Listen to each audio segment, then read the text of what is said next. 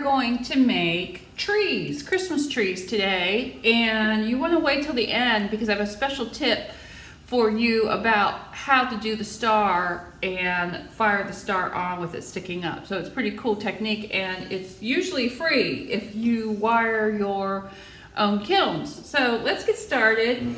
I do these in several different weights, but I got all the weights done except for my half pounds. So this is a half pound of clay, and let's stick it down and get it rolling. And then Ivy back here has decided that she wants to sit with Mama today. It's become her thing. So anyway, all right. So I just centering the clay here, and you've got to determine what your base is going to be. And so these are all going to be crystalline, and I don't know how much you all know about crystalline, but crystalline runs a lot. And so instead of making a glaze catcher, which is something they do, they add an extra piece, a lot of crystalline artists do, to catch the glaze, I actually am working with a glaze that runs less than most crystalline. And then I also put a pedestal on my trees to catch any excess crystalline. And when I say it can run a lot. So that is something you'll be seeing me do with my trees. So we're just pulling it up. So when it's bigger, I've got to get my hand back down in here, and I think I will anyway. So I'm going to have to collar that in. And in order to get the height I want, you pretty much have to go back down in there and open it up. So next thing is collaring, and I just push it in. So when you're pushing in your clay, it makes the walls thicker and gives you more clay to pull back up. So collar in, go down, and pick up some more clay to get some more height. And these don't have to be perfect because no tree is exactly alike and no tree is perfect. So if they get a little wonky, it actually adds a little character to it, and I don't mind that.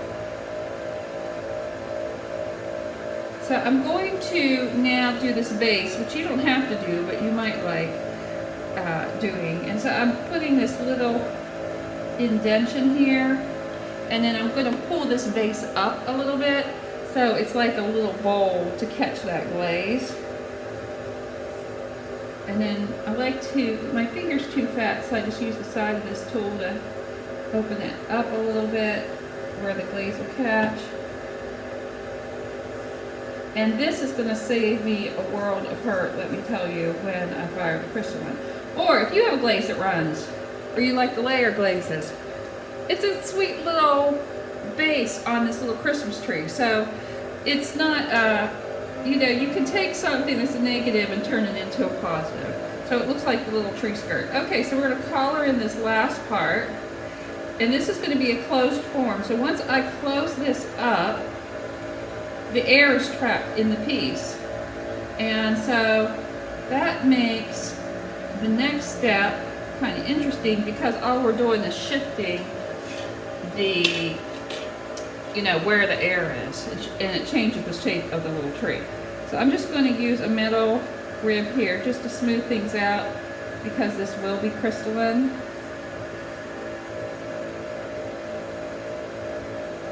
Okay, so we're nice and smooth. And now I'm going to start sticking my thumbnail in sections and let it spin around just so I get it to be a cute little tree shape instead of a cone. And I'm pretty aggressive with it. I'm pushing in and then up a little bit. And you just pick where you want to do it. In and up. In and up. In. And then I just turn my thumb like this to go up a little bit, just to give it the curve I want. So this part here you want to leave a little bit thick for your star. And I'm going to wipe this off. And then, like I said, you're going to want to see the second step of the little star, how it goes on, because I fire my stars on, but I don't just set them on the tree. I set them up from the tree. And it's a really cool little step. So we will do that in a minute. So let's take a look closer. So this is just a 1/2 pound, and it's probably, I don't know, about 8 inches tall for a 1/2 pound tree, and that's not bad. So I will catch you at the next step.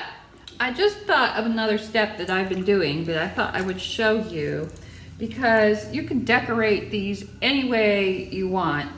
And one of the things I'm doing, I'm taking slip. So what is slip? It is the clay with water in it, where you beat it up till it's real smooth like sour cream, and you can paint with it. So this I've already gone ahead and beat up, and it's got a pretty lavender color. So I put mason stains in these. Not all mason stains will work with clay bodies. So you have to do some experimenting, like the 6006s, the crimson ones, they will not turn burgundy. They'll just go white. It has to have a specific chemistry with having whiting or calcium in it to make it work. And so if I want something that's kind of in the red family, I go with a mason stain that is red. I'm trying to remember what number it is. I probably don't have it written down here. There's some ones, they call them encapsulated. They have cadmium in them. Cadmium is a chemical that is, I've heard it said that it's more dangerous than lead, so you don't want to be using straight cadmium in your glazes. But the mason stains have the cadmium encapsulated, so it doesn't have the danger that if you were just using plain old cadmium. But anyway, so if you want red, you need to use one of those encapsulated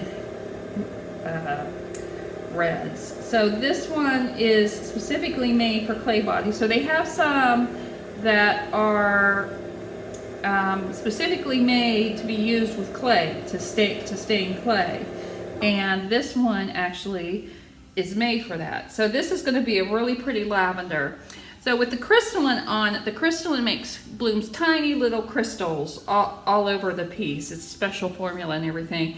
And so this will be purple with tiny little crystals all over it.